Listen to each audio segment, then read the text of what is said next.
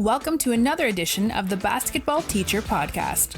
Our mission is to bring you discussions on a wide array of topics in the coaching world to grow players on and off the court. You can connect with us on YouTube, Facebook, and Twitter, and also reach us directly through email at basketballteacherpodcast@gmail.com. Now, here's your host, Coach Mike Hernandez. Welcome back, everyone. Thank you all for joining us here for another episode. Thank you, as always, for your likes, your retweets, and your comments on social media. We love interacting with you guys and seeing the support that you show for us. It's truly been great. Today's topic is going to be dedicated to free throws. We all know that there's the common basketball adage that the easiest points to get on the floor are at the basket and at the free throw line.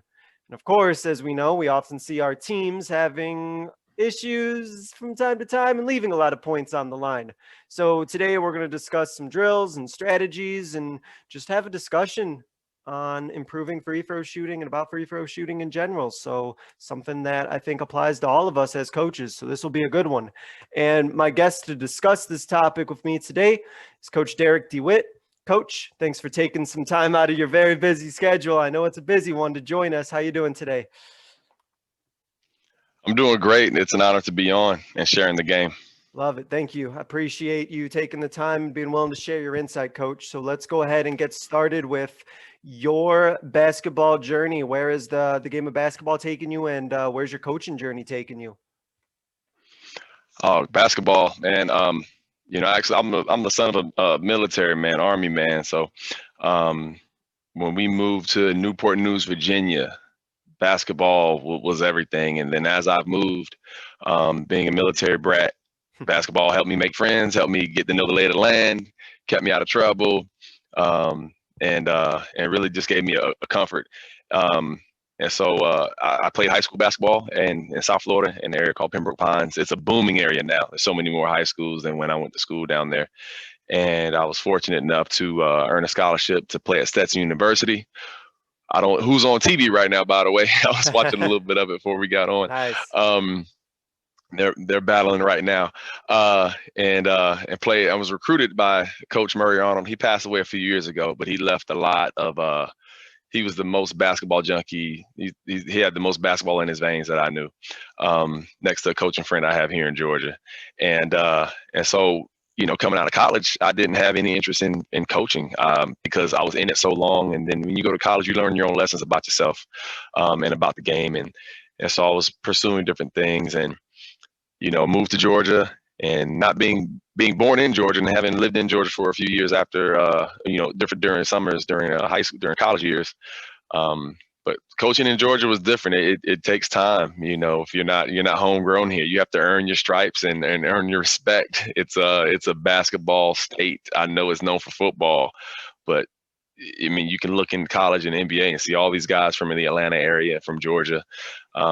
And so, I'm just falling into the fold, and I love the game and love talking the game, and coaching has been awesome. I started on the boys basketball side as a JV assistant coach, and you got to know the right people and also know your stuff and have the resume, and ended up opening up a school called Lambert High School in Sewanee, Georgia. I coached there for 3 years, and made the decision to jump to girls basketball. I had 2 daughters at the time.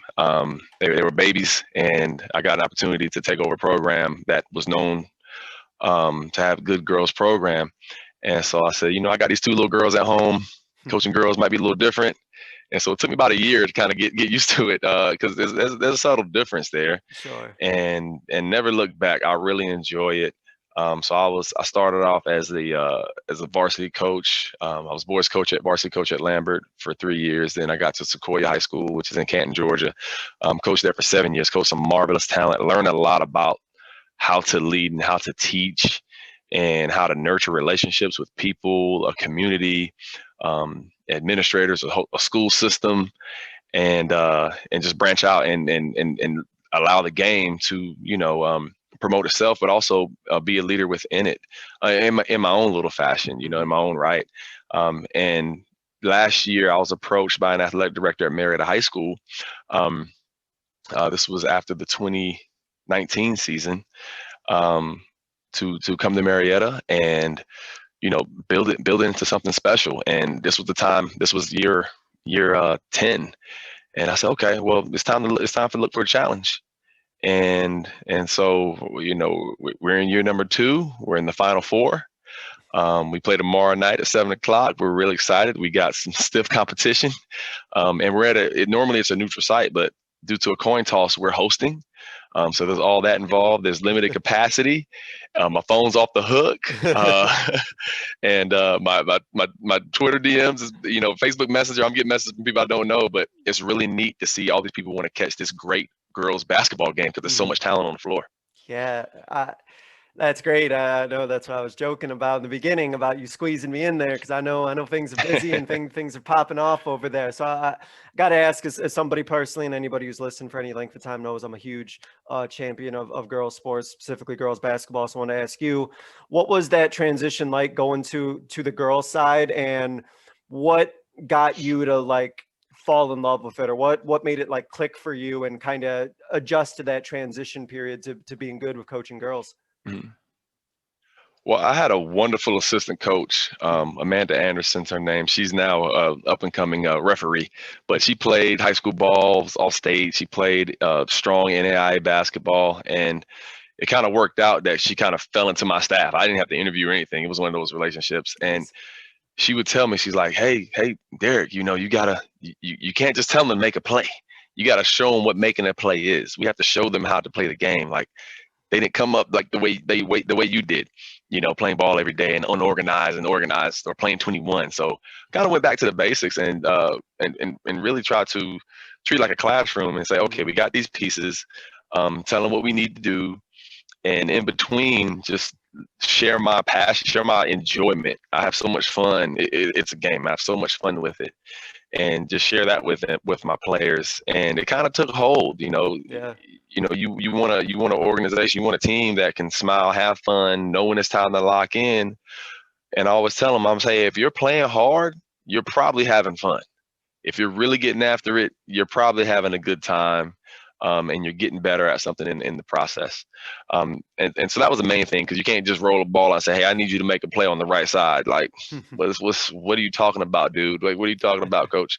And so we kind of broke that down, and that was something for me to learn. And so now as I took over a new program this past season, I knew what not to say. I knew what not to say, and here's what we're gonna do. Here's how we want to move. Let's start here. And I love podcasts. I love learning. I love listening. And every coach is right. You got to know the kids. Mm-hmm. You got to know the players. And sometimes you might not want to know something, but you need to know that too. Mm-hmm. So you can better understand and better reach. And that's the investment piece that every coach needs to make. It can be exhausting at times, but it's very rewarding. And then once you have those bonds with your players, then the rest is kind of history. And then it's just a nurturing process. You're just building and getting better. I like that word nurturing, because I was going to just compare it to almost like a plant or a tree or something. You don't necessarily see the work overnight or anything like that. You got to put a lot into it. But then once it blooms, right, or, once it blossoms, okay, you really have something special there. So for sure. You talked about it, and I kind of mentioned to it that your program, regardless of what happens tomorrow, is had a tremendously successful season, and has had a tremendously successful season under very unusual circumstances, as we all know the 2020-2021 season has been. So let me ask you, how have you and your program, how have you kind of navigated everything with COVID and all the things that are going on? I'm not too sure specifically what the rules and regulations are like in Georgia, but just how have you kind of navigated this season so far and kind of kept your team strong and sharp this year? Well, this fall, we started off as a school system, Marietta City Schools. We have awesome leadership from Superintendent Dr. Rivera to our school principal, Keith Ball. And we started off as a school, the whole school system, virtual, teaching virtual. It was a transition, but we had so many tools in place. Each and every one of our kids was offered a computer and a Wi-Fi hotspot and meals and all the things that they would get at school, except for the live teaching, they were able to get. So that was a huge part of it. It was okay for kids to be at home for a while there because they were being taken care of as much as possible. And then when school opened back up in late after Thanksgiving, I encourage all my players to stay virtual. Now we would lift weights in the mornings as a group, and we had to do temperature checks, questionnaires, jot everything down, document everything. Working out with masks, and so we're just setting the tone for the year. And that was in the preseason. As the season kind of going, we have a weight room class. Well, I'm telling my kids to stay home because if you're in a room with somebody and something happens, you're going to get quarantined, and then we won't have you. So let's just avoid that whole mess or unfortunate situation. And all the girls, they were fine with it. And so we used during the summertime, we used Zoom and we talked. We met once a week. We did some shooting challenges outside just to see who was serious and who could keep up. And I was instructed throughout the school year by my superintendent and also principal, and just very encouraging, was like, hey, just remind your girls, wear their masks, be selective who they're around, and take the best precautions so you can extend your season. And we did very well. We only missed 2 games, and we had to sit out those 2 games and follow protocols. But none of our players were ill at the time. It was just a safety protocol. So, and it was during Christmas break, so it was very natural to be home for 2 weeks. It was very natural. A lot of basketball was on, and we just told the kids, "Hey, watch basketball, learn. Coach will check up on you. We'll get together. We'll get through this." And then school started back, and we were back playing. I think one of the most remarkable things about those teams that have been really successful and really navigated this whole year, like you said, were the decisions that players had to make, right? About who they hung out with, what they did with their time. Because, if one player got sick, then, I'm sure I've seen it, like shuts down whole programs for a couple weeks. And then, you're not playing postseason ineligibility, all these other things that can happen. And so it sounds like for your team, and a lot of the teams that have really navigated this, they took it really seriously, where they knew that like they had to take on a lot of personal responsibility with the choices that they made. And those choices that they made were ones that allowed like everybody to pretty much be able to play and everybody to be together. And I think that speaks to a lot of positive team culture that you have, right? That's right. Yeah, it's a common sacrifice, if you will. And I love the honesty. I love the honesty of the kids and even the community that I teach in. Hey, just be straight up, and we'll make the best decision. But we got to be safe, and we got to value each other's space and each other's lives. Love it. So, Coach, we're going to talk some free throws here and some free throw shooting, and want to ask, just as sort of a big general question, as somebody who's not only coached, but you've played it a lot yourself, why do you think just players in general, why do they struggle on the line? What have you noticed seem to be like common trends that cause players just to not be making their free throws? And then to follow up with that, we'll talk about what we've kind of done to try and fix that sort of problem. Yeah, I think it comes down to personality. You have some people who don't want to disappoint the coach. You have some people who, know the coach is going to have their back, but then they don't want to hear the murmurs of their teammates. The silence or the silence in the gym. Sometimes a really quiet gym can bother a shooter at the line in a big game, or the loud noises. So there's a lot to navigate. There's a lot going on, and from my experience, it just comes down to a rhythm and a comfort, but opportunities to rise in certain situations. I think focus is a big deal. So if you're up 20 and you're shooting a free throw, there's less pressure, less stress. But if you're down 1 and you got to make this shot, can you shoot it like you normally would all the time? So the routine is a thing. And my assistant coach, he played at Christian Brothers University years ago, but he actually led the nation in free throw shooting while he was there. And he's telling me stuff all the time. And I'm like, man, no, you can't. And he's like, yeah, it just comes with rhythm and routine. And I was like, I couldn't agree more.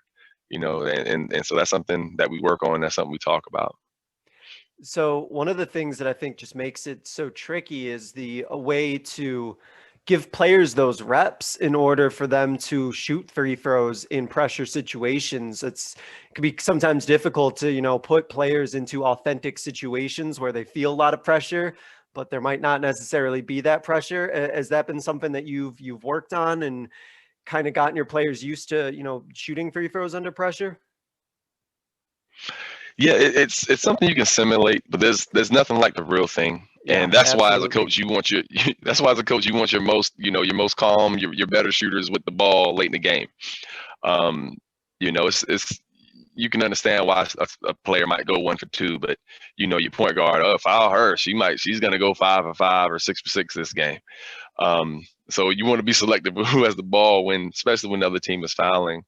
And then you play to your strengths. If I'm not a good free throw shooter, if our player's not a good free throw shooter, you shouldn't go out looking for contact when you're laying the ball up. It might be time to be smooth. Like Ray Allen didn't go to the line a whole lot. He was smooth, but he could make free throws also. But if you can make free throws, I see why James Harden's always bumping into people, because the guy can make free throws. So, you can't be a bad free throw shooter and want to get fouled all the time. That's just something that you gotta watch out for. You might tell another kid, hey, draw you some fouls. It's okay. Use your dribble, draw you some fouls. You get in the air, get to the line. Your money from the line. So use that to your advantage. Yeah, it's such a simple point, but such a obvious one, that if you have players who just struggle from the free throw line and they're the ones always calling for fouls, it's like, oh no, what are you calling for fouls for? Gonna put you at the free throw line and then what? And it's like, man, you better hope you finish every single time, sort of thing. No, and I've heard, I don't know if you adhere to that adage, but I've always been a believer that if you miss 2 free throws for whatever reason, that's turnover. And you're missing free throws at the free throw line, might as well just chalk it up to a turnover and just just hand him the ball at that point. You mentioned rhythm and routine.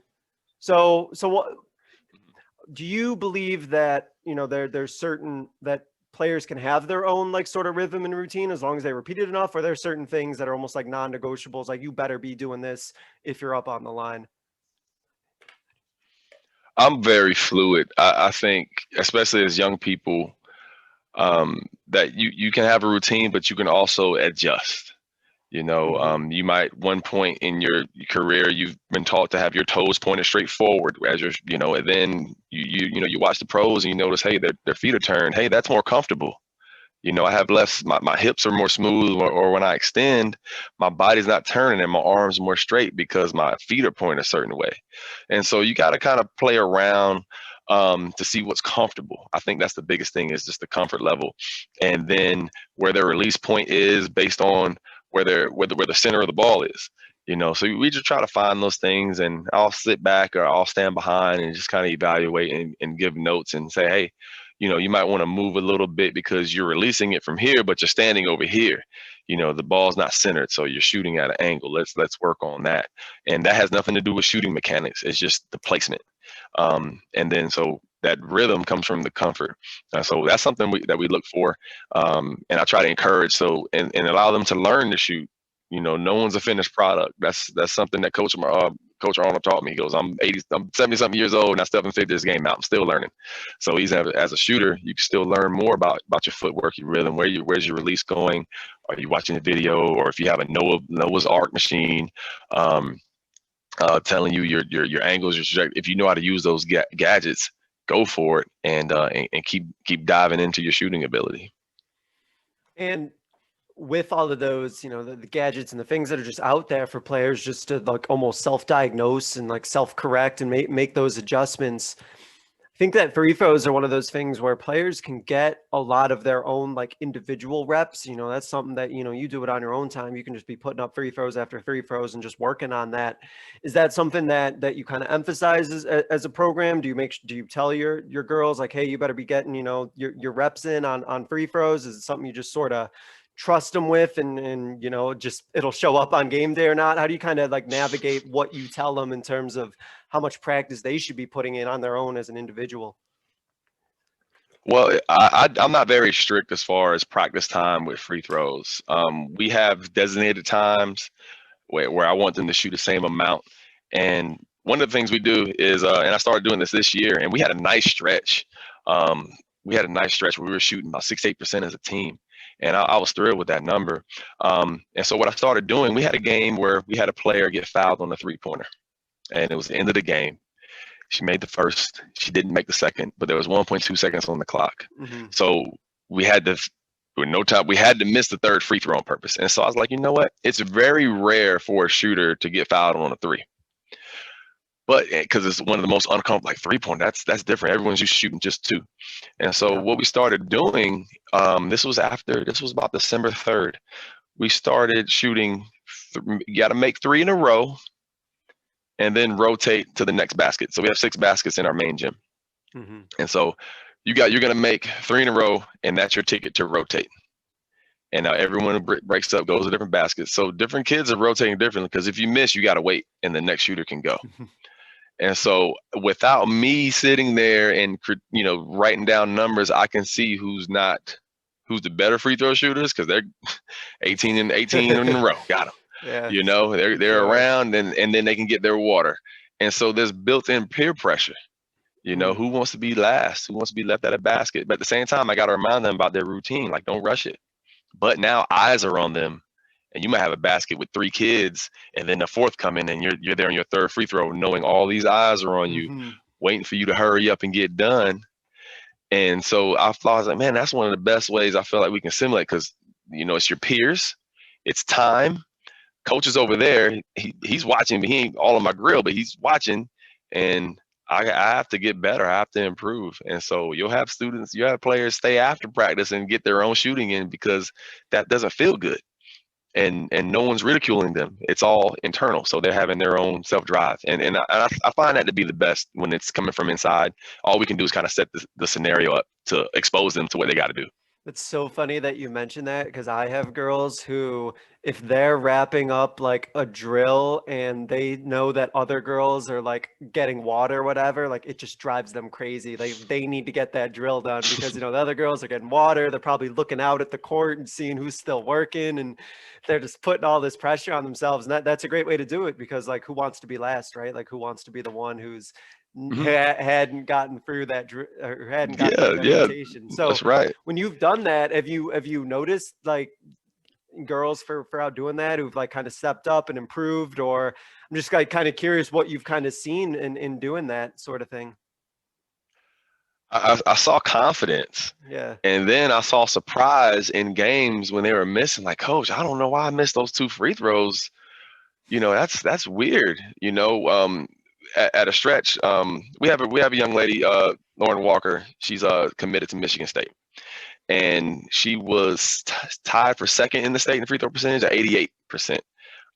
Towards us right before the playoffs began, and so I would see her confidence. I would see our sophomores' confidence, you know, kind of rise. And now I would look at our team free throws like, man, we're doing okay. I wish we get to the line more, but, you know, wow, we're shooting 68%, or wow, this game we shot 72. And that's something I don't really hang up. I don't hang anything on their head. There's so much to hang over kids' heads. That's not one of them, because, you know, for it to be a free throw, man, there's nothing about it's free. It's going to cost something. It's either going to cost the other team or it's going to cost you. So that's just something that I think they find confidence in, and they know, like, hey, let's get our three in a row, and they make their revolution, and they all get to observe. And like you said, you don't want to be last one shooting with the assistant coach over the rebounding for you. So, but then everyone gets to cheer them on. But at the same time, if we have free throws or technical fouls or something, I'm gonna know who to grab without having their name on a board. You know, I'm gonna know who, man. They've been doing it. You know, and the team knows too. You know, it's kind of unspoken. You know who you want to shoot free throws. I think that there's something just great as a coach when you have that technical foul situation. You just look on the court like, oh, okay, boom, you're done, and it's just like, it's just done. You just know this is the person. They're going out on the line. They're knocking it down. We can set up whatever we want to as our play after, and it's just a great feeling to have to you know, just have a player like that. But they have to be like we kind of talked about, a certain type of player like under pressure. And I'm just curious, those players, the ones who you can just kind of put up on the free throw line and they're ready to knock them down, are those the players that you feel just in any sort of pressure situation, like those that's your girl, you can trust them in like every situation? Does it just sort of translate to the whole game? Yeah, it's a confidence and it's a self-esteem thing. You know, like you said, you might have the player that hey, I got this. Like I got one of those players. I got you, coach. I got this. Hmm. And then I have a player that just has put in the work, so nah, I can make this. I can make that shot, or I can make these free throws. I've done it all the time. I have those reps, and so based on how the game is going, and you have to make some judgment calls. But it's a great feeling. Though you got like I feel like I have two I can go to, Hmm. and it's a great feeling to be in that position.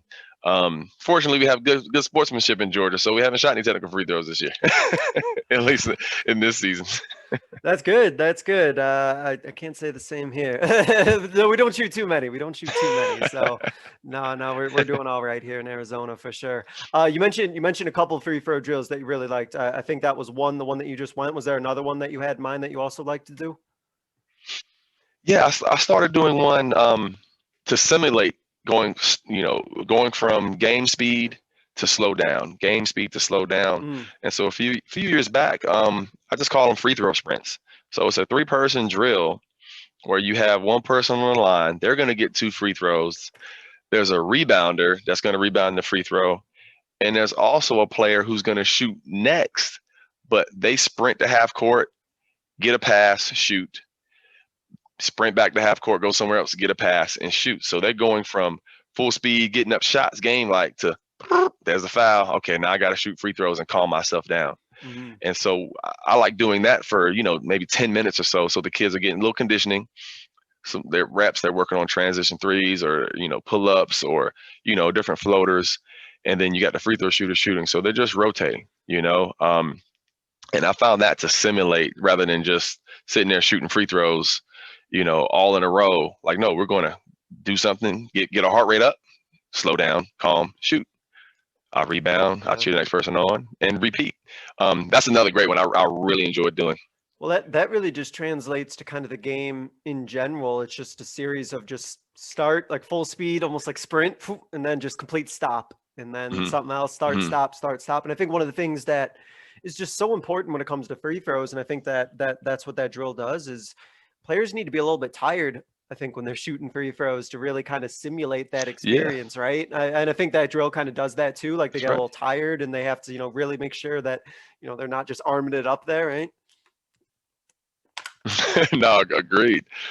Agreed. You know, y- Everyone's seen that study of the Lakers years ago Mhm. when their free throw percentage in practice compared to their free throw percentage in games. Mhm. And that really stuck out to me. Like, man, it made me question, does it even matter? Like, does it even matter if Dwight Howard is shooting, 92 in practice, but he's shooting whatever in the 50s and 40s in the games? Something's different here, and it wasn't just him. And I'm not trying to name drop. I don't know the exact number, but I do remember the picture comparing the boards, and that really stood out to me. Made me question, like, wow, what can we do in practice here? Because it is practice. There's consequences, but there's nothing like winning and not winning. You Mhm. know, so let's at least set them up in the scenario that feels like a game, getting their heart rate up, getting to the line, and that's making it most realistic as possible. And then other things are going on. You have music playing, kids are running around, and other baskets doing the same thing. So there's all distractions also. And I found that to be helpful because you want to make the free throw home. If you can make the free throw home, and hey, understand, hey, not rarely everyone goes 100%, Mhm. unless you're using 1 or 2 for 2. But over a season, you're going to have a handful of misses, maybe more than 20, and it's okay. Yeah, and I think one of the real challenges that coaches can have is players miss a free throw, especially if it's in that like pressure situation, and kind of almost like losing that kid a little bit mentally, where like they're like really down on themselves, they're really frustrated, they missed that free throw, but there's still the game going on, right? There's still like the next player, something else that player has to execute. So, and this could be more of just kind of like a team cultural type thing with your girls, but how do your girls kind of respond to like a missed free throw, or maybe they go 0 for 2, or maybe they miss something in crunch time? Is there like a mentality that's instilled in them? Are they just kind of ready to go in that next play? What's that process like? Well, I think defense definitely helps. An assignment, because, you know, it's like, hey, you missed something, get the ball back. If you turn it over, do your best you can to get it back. And I'm gonna highlight, we had a freshman that we won our second round game, and she was 3 for 8, I believe. Now she hit 2 early in the game, and then the next 5 or the next 6 shots were late in the game, you know, under 3 minutes, and it was just boink, boink, boink, boink. And at one point, I was like, okay. I said, I need you to make this one, because we were up, we were up 3, but there's still time on the clock. And I said, just make this one for me. So she made 1, but the next practice, she stayed after another 20 minutes, just getting free throws. I was like, hey, you're okay? She goes, yeah, I missed 5 though, coach. I missed 5. And I was like, and other people, you know, they might look at her shooting form, but we're used to seeing her make them in the gym here, you know. And so the next game, she didn't really make free throws, but she made 2 big 3-pointers to help us win an overtime game. And now she doesn't usually shoot threes, but I just think it comes from the reps and also the belief, like, hey, we can get it. We can still get this thing done. You know, we put the time in, you know, and we've committed to it. And what you do matters to the group, and it's all about the team. So it's kind of already set up in there, the expectation to work your way through it. And at least if you don't do something, if you mess up, do your best to make it right. And is that easier for you as a coach to just tell your players, like, hey, like, put in reps and just kind of work yourself through it, rather than try and, you know, correct their form or try and, you know, give them adjustments that way? In your experience, is it just easier to just kind of tell them to, like, persevere and just, like, keep working with how you've been doing it and just put the time in? Yeah.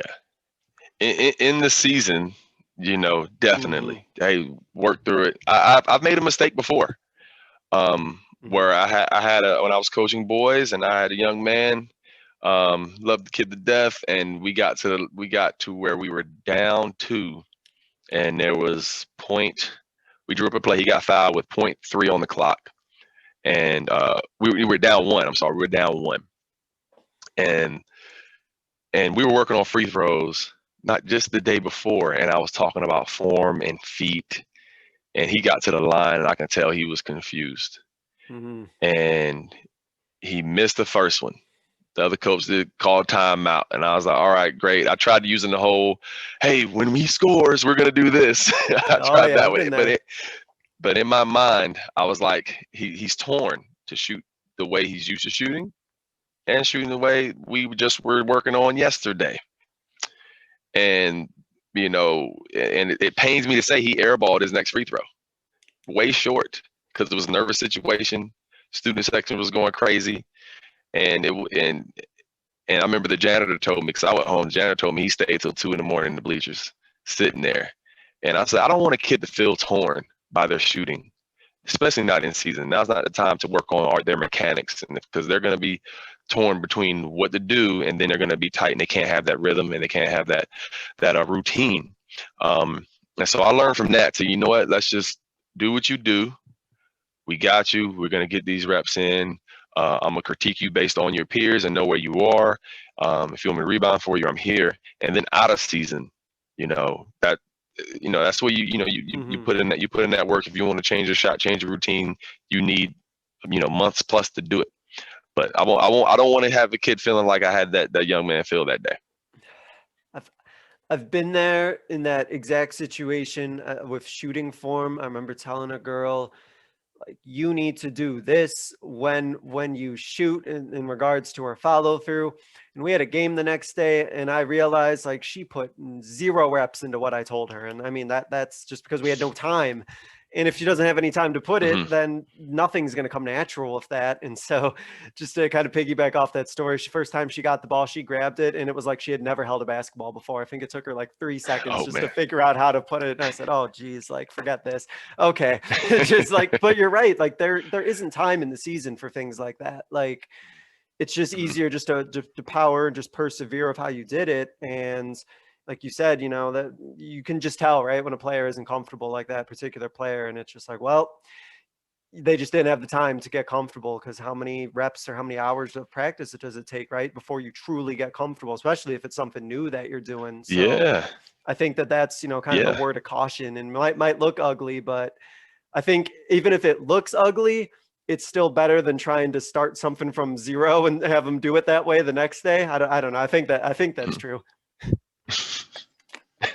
Have the No, that's all right. the tornado shot or shoot like Joakim Noah or something. Like, well, all right, you can shoot like that, I guess, but it's better for now, and then we'll fix it later. No, that's funny. Look, that's where I gotta coach my team first. I gotta coach my team first. That's funny. Yeah. No, you're 100%. We'll wait for the postseason. we'll wait for later. We'll wait in the summer. We'll put some reps in on that. No, that's good. Kind of on the other end of the free throw spectrum, if the other team is shooting free throws, a lot of coaches have different philosophies of what they try to get into on a defensive rebound. I'm just curious about personal preferences and why. Do you like to just get out right in transition right away when you secure it? Do you have set things you run for that? Do you like to just slow it and get into your offense? Just curious about your philosophy on the defensive side if you get a rebound off a missed free throw. Oh, off a miss, I'm learning to keep it simple. Big fan of secondary coming up, but the more I do this thing, hey, dribble, pass, look to score. So you have your lanes. If someone's open ahead of you, that one they can catch and shoot from three, great. Or if they have a chance to catch it, put it on the floor, and lay it up within 2 dribbles, you need to make that pass. And so, as much as I want to sit here and say, "Hey, we're looking to score every break," it's not happening every break. But you do want to run your lanes, as best as you can and as deep as you can to try to flatten out that defense, and then have the trail shot or the penetrating kick. So we're looking to get an opportunity to score, but I'm not forcing it on my guards or my players to look up. I've seen teams run the sideline break. I like it. I think it looks cool. I think it's effective at times, and you do need to have those scenarios where, hey, we're gonna get out here. We're gonna pitch it. We're gonna have this person cut across the floor. I don't do that every time. Maybe I haven't grown there yet, but if I have a good ball handler, hey, if you can pitch it ahead and someone has something, great. If not, you need to take it and try to get a foot in the paint, and then we can read the defense and read our opportunities from there. I've seen, and I don't know if you have, I've seen more recently here and in some of the areas around here, I've seen more teams press after a missed free throw more than I ever have before. So, you get the defensive rebound, all of a sudden they're right into their press as if like they were anticipating a miss or something, and they're ready just to press me right away off a miss. I think it's just like the craziest thing. I don't know if have you seen anything like that, or is that maybe something that I've just noticed more here? I've seen it. There's a coach at Shorter University here in Georgia. When he was coaching high school at Rome High School, he had a group that did that very well. And I tried to adopt it last year, and it sounds simple when you set up the person closest. It sounds simple, but it's really an art form, and it's really a science to it. Not too many teams are doing it now, but the deeper you go or the more competition you play, they're going to take their chances early. Because if you have someone who's a rim protector, you can take those chances. So usually teams with those rim protectors, they can extend their defense and take chances way in the backcourt because they know they got someone protecting the hoop on the other end. But not too many teams do it well. I've seen a few teams do it like really well. Like, oh man, that's a problem. But I'm lucky in that fashion. Yeah, no, I just think it's really fascinating and it's just really interesting. Just wrinkle to things because it sort of is dependent on a missed free throw to kind of get set up on that. So it's just an interesting thing. But if you can do it, I think it's great. But I just think it's fascinating. Speaking of philosophical things, always a debate, especially at the high school level, about this, about kind of the hack-a-shack and fouling the other team and getting a player up on the free throw line just from a personal preference. Is that something you would do? Is that something you're okay with, not okay with? Just curious your thoughts on that. I want to say that would be nice. That would be nice. But no, I've never put that into action intentionally to put someone on the line. There's just too much talent out here to do that. Also, if you have you shouldn't have expendable players either. But sometimes you got to do what you got to do. Sometimes you definitely got to do what you got to do. And if it's to your advantage, by all means, I love it. I remember, was it Surviving in Advance with Jim Valvano and the NC State team, and watching that documentary. That was gutsy, and man, it worked though. But on mine, I'm like, yeah, that probably wouldn't work for me. That's just Coach Valvano working his magic. I don't know, but that would be something. I have to remember that tomorrow. Yeah, well, yeah. You bring up a good point about, if you're gonna do the hack a Shaq, who's fouling? Who am I just giving up on the court and just saying you're just gonna be fouling them, or you're gonna be giving away these fouls to these particular players? I think it's kind of a roll of the dice, isn't it? Just saying, all right, we're just gonna give up these fouls and get them in the bonus or whatever that situation is. But it is interesting. I have seen that as well. On the free throws on the defensive end, when the other team is shooting, one of the biggest keys off a missed free throw is securing that missed free throw, securing that rebound. From your just personal coaching preference, is there a certain way that you like to teach, like boxing out or just defensive rebounding and getting that missed free throw, or are you on the philosophy of, just get the ball? What's your take on that? Getting the defensive rebound. Yeah, defensive rebound. One thing I found helpful to players on the free throw lane is when you're the bottom player, when you're the closest to the baseline, and you have one of the stronger players to your left or to your right, depending on what side of the lane you're on. You have to find out what works for you, because all players aren't butt to leg people. Every player doesn't have those strong legs to be able, those fire hydrant legs to be able to hold someone back, or the backside to do it. And so what I found out playing men's league about maybe 10 years ago, I had this construction giant worker next to me, and I was like, I can't box him out regularly. There's no way.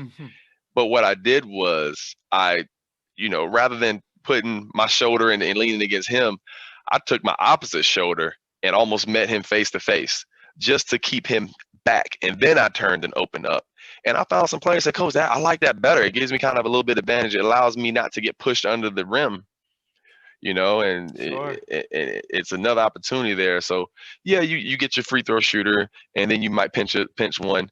But if you really need to carve out space, that's one of the better ways I've seen to do it. So I tell my players, you got to find what works for you, because my mechanics and what I was good at or decent at might be awful for you. We got to find a way to what fits your what fits the way you move, and what gives you the advantage, or can give you advantage against a bigger, stronger opponent. Yeah. No, I love it, Coach. You're learning from the men's league still. Even playing, you're still learning things that apply to coaching. That always take something, even those easier games, or those pickup games. Sometimes I know I've kind of picked up something like, oh, what if I try that out? I'm just playing a pickup game on a morning. So it's always on, it's right? Small, it's small stuff, You're always it's small things, Go ahead.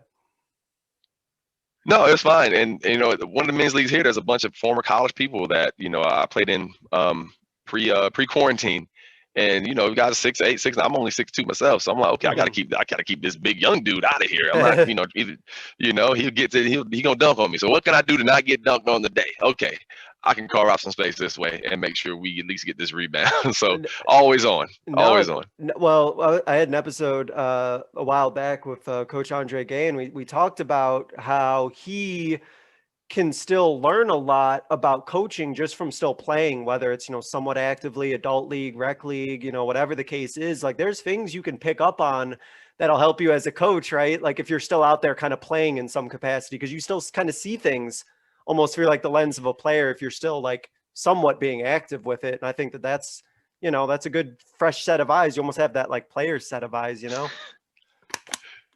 Got to. Yeah. I feel like I'm fortunate. I think it's great to, number one, still be able to play, or at least get up and down. When I was young, I would play against the old guys. I'd be like, man, you're my hero. That's what I want to be when I'm old and gray. I would love to still be out here getting my little hour in.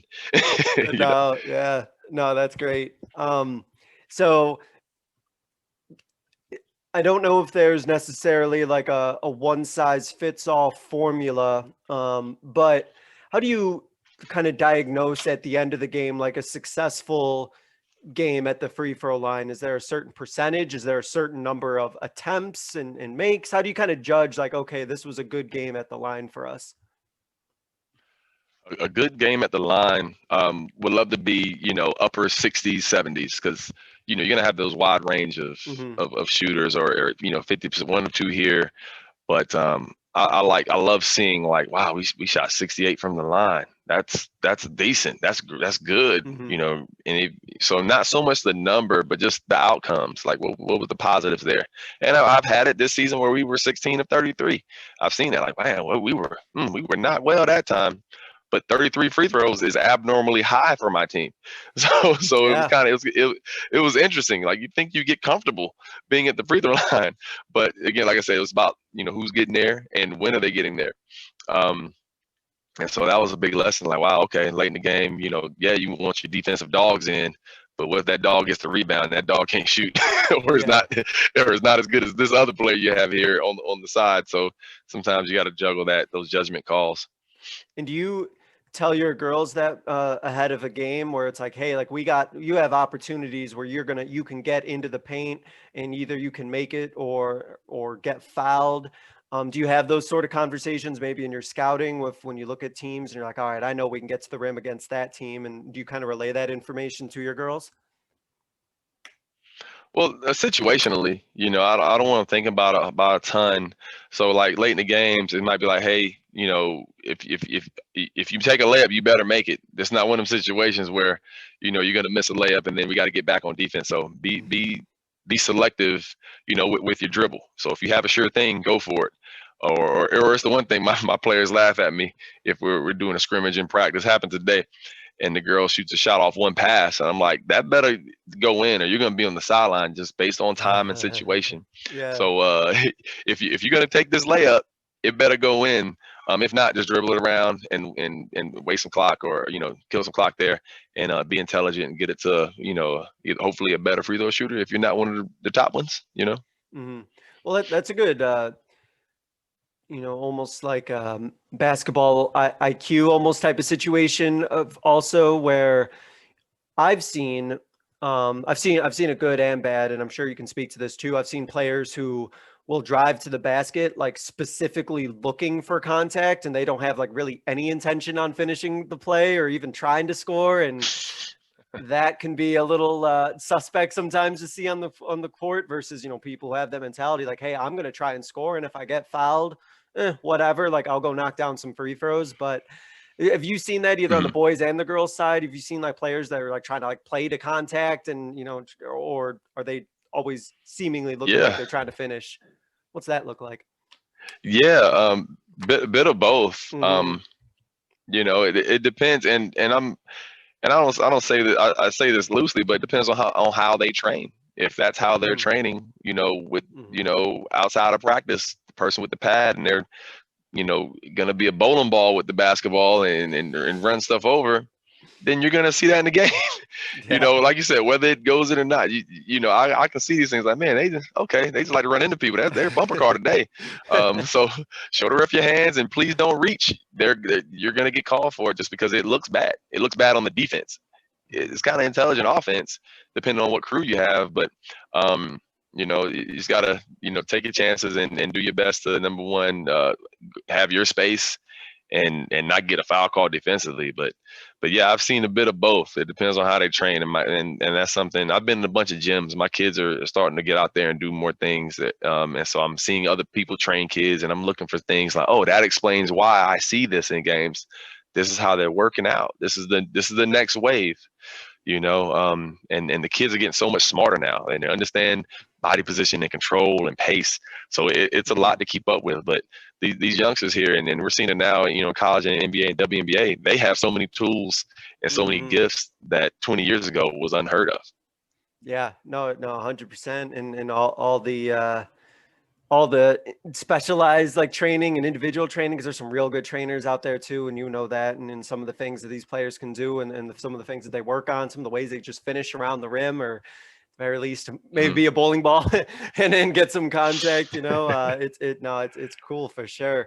I want to circle back to actually the story that you talked about that player who unfortunately airballed in those situations that you were in where timeout got called, and so that player still had another free throw that they had to shoot.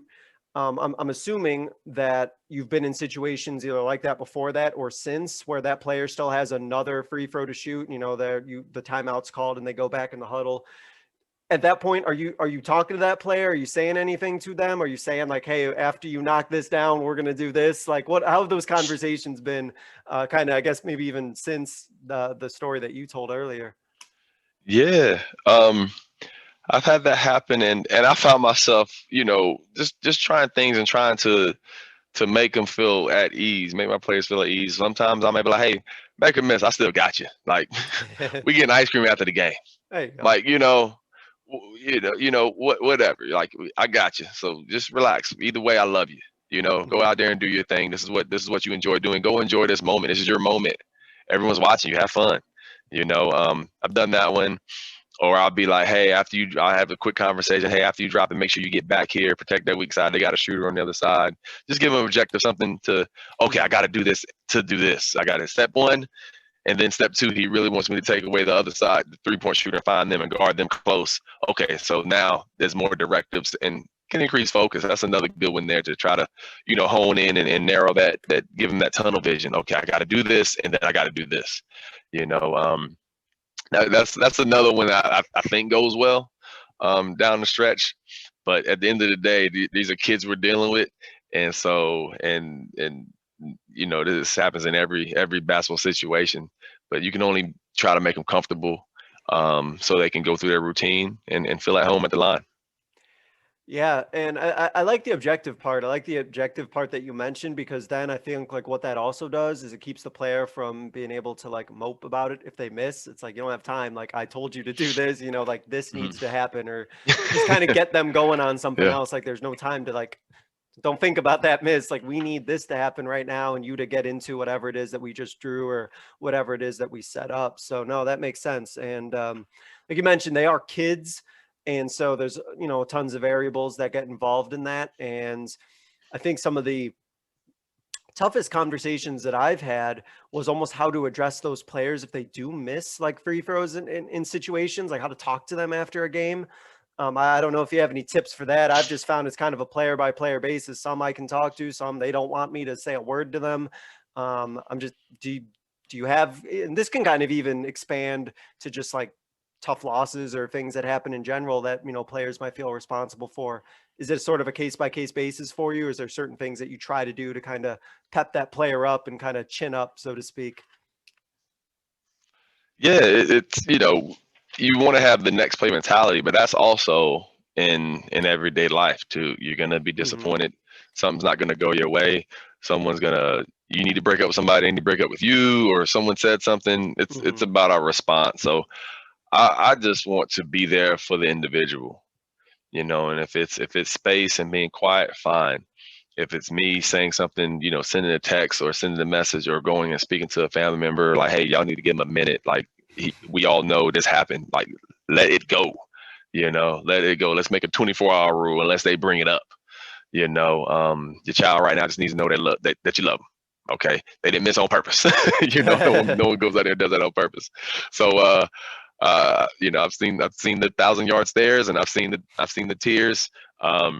And so really it's that bond and what you can provide, so that, years down the road when they get disappointed, they be like, you know what, they was there for me, man. I'm gonna be okay. I'm gonna be fine. This happened. I'm gonna be okay as long as I have a good attitude and a good outlook, and I can recover from it. That's all we want. It's life too. Sure. No, that's a good piece of advice. I've had to say that before too to a mother before. I was like, Mom, she knows she missed. she doesn't need to be reminded. Like, she knows that. But it goes to something serious, right? Like, she knows she missed, but she needs her mother to still be there, right? She needs something there to support her and to be there for. It's like she doesn't really need that reminder. Trust me, she hasn't forgotten, or she's not going to be forgetting that anytime soon. And but it's like you said, it's kind of a player by player thing, and it's a case by case thing. And I guess then that kind of leads into this follow-up question to that. So the next day, when it's practice or, whatever the situation may be, Is that still like a case by case thing for you, or do you like go up to a player and, you know, feel like you might want to have a conversation with them then, or is it just sort of, you know, once I have that relationship, I know what that player needs and I'll adjust accordingly, you know, the next day or that next practice? Well, I do my best not to ridicule, you know, or make light so soon. You know, I think that's important just in, you know, being decent. You know, Yeah. you want to, you know, in being decent. So like, I don't want any duh moments like, duh, coach, like, come on, don't be a jerk out here. But at the same time, you do want to be able to laugh and smile about misfortunes. You know, some of the best comedies comes from misfortune. You know, someone's Sure. misfortune. So, you know, it's serious, no doubt, but it's all an opportunity to either show yourself how you improved or you know, accept the challenge of improvement, because it's hard to improve. It takes work. It takes time. It takes getting knocked down. So it's a great stage to get back up and show what you're made of. But I usually kind of just leave it alone, and just, you know, talk. Normally I'll go rebound for that person. I'll just be their rebounder. And I'm present by being present. That's it. Yeah, and just being around, you know, and just saying like, hey, like we're just getting back to work, right? Like, all right, let's just like get back to it, you know, Hmm. and talk about how your day was, how classes were, talk about something else. If you want to talk about what happened, we can, but it's sort of just like your presence being there, like because some players, you know, and you know this, like they feel that their coach's support for them is based on like the outcome of how they perform as like people. Like they Hmm. think like they're feel that their worth is like, oh, I miss this free throw coach doesn't care about me as a person anymore. And I think that Hmm. seems like to you that that's really important, that you make sure your players know, like, no, like this doesn't like change like the way I feel about you as a person. I'm still there for you and I'm still going to support you. It seems like that's something that's really important to you. Yeah, it is. You know, that's what allows you to get messages when they're 24 Mm-hmm. and 23, or that's what allows you to be invited to weddings. You know, those things. And, you know, they're not going to, our players aren't going to remember everything. But I had a player text me today. She graduated in 2017. And something I used to say back then was, you know, stay ready so you don't have to get ready. That was one thing we always said as a team. And she texted me today. She's like, hey, good luck. Stay ready. And I wrote her back, so you don't have to get ready. Love it. And that was kind of neat. But I think that just comes from, you know, building up the young people. And that's why we're coaches and that's why we're educators. And I think that's why we're special people, because it takes a lot to be a coach. It does. Yeah, excellent. Coach, to wrap up, there's a couple questions that I ask every guest. So we'll start with this first one. What is a coaching moment from your coaching career that you think others listening would be able to learn from? Oh, wow. Being asked to resign. Mm, That is one, because you can be asked to resign while you're improving as a coach and while your program's improving. And so my takeaway from being, hey, you know, you're being told you're not the right fit for this program or this school, is you got to respect your leadership to a degree, because, you know, they've interviewed hundreds of people probably, and they know what is going to work for that area, that school, that system. And it's an opportunity to get put in a system that better works for you, so you can be selective, because no one wants to leave. Like I teach, I was a math teacher, so it's like no one wants to leave work. And, you know, I just teach math. That's my main job. That's how I feed my family. But use those opportunities to be like, you know what, maybe they're onto something, and it's not me, it's this situation, but I can better serve somewhere else. And so don't be afraid of that R word. It's usually an opportunity for you to grow and find more happiness. kind of all about outlook, I think, right? And just like kind of the way that you view the situation, and you know, just just a new opportunity is going to open up for you somewhere else, which seems like exactly what sort of happened to you, right? You had that situation happen, but then Yeah. almost like if you keep working, new situations and new doors open up, and it sounds like exactly what happened to you. So Mhm. no, that makes perfect sense. It's a good mentality to have. And then, Coach, to wrap up, I give every guest what I call the 60-second soapbox, your platform to get out your final idea, closing message, closing thought, something to leave the listeners with. So, Coach, I'm going to go ahead and open up the floor, and you can go ahead and take it away. My soapbox is going to be about blending high school with travel ball. I think it's very important for the high school coach to know who their kids, their high school kids are playing for, to talk to or show up at a practice and definitely show up at games. Build those relationships so that a family, a kid, and an AAU coach who's going to be traveling with this kid knows that you're in the loop and that you matter too. I feel like it's easy for a high school coach to be like, those AAU programs. You know what? There's a lot of good AAU programs that spend a lot of time building up young people the same way we do. So not every situation is perfect, but there's nothing wrong with texting, calling, attending a practice, heck, maybe letting them use your gym one day just to get an idea and being available. I think that's important, and it better serves the athletes, because I don't want my kids feeling torn. I want my kids being, I want to be able to text the AAU coach on the weekend during the season and be like, hey, we're doing enough running. Please, I need this kid fresh. And to get a response back, hey, coach, I got you. Appreciate you reaching out.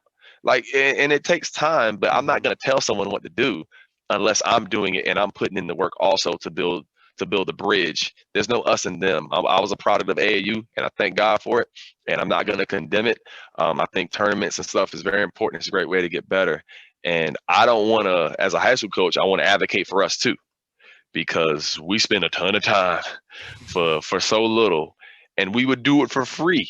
And I think some of these AAU people would too. And so it's better serve the kid, because I can't bring all these coaches to my practice or my tournament one weekend, but you know what? They're all gonna sure go to Louisville, different parts of Atlanta, New Orleans, so these big tournaments. And if those AAU coaches have the relationships, and I can be like, hey man, shoot them my number too, because when they come in town, they can come to our practice. That's great, coach, because it serves the kids. So if we're all here to serve the kids, it should be a two-way street of communication. It's going to make a happier athlete with a brighter future and a bigger, better support system.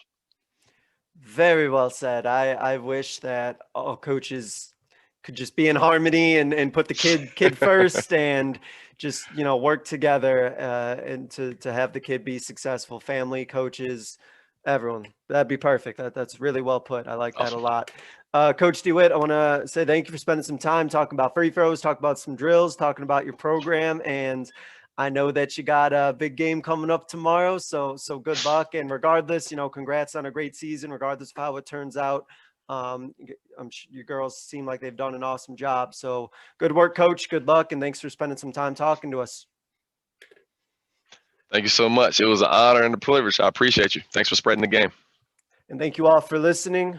This was another edition of the Basketball Teacher Podcast. We will see you guys next time. Thank you for listening to another edition of the Basketball Teacher Podcast. Make sure to connect with us on YouTube, Facebook, and Twitter, or reach us directly through email at basketballteacherpodcast@gmail.com. Take care, be safe, and we'll see you next time.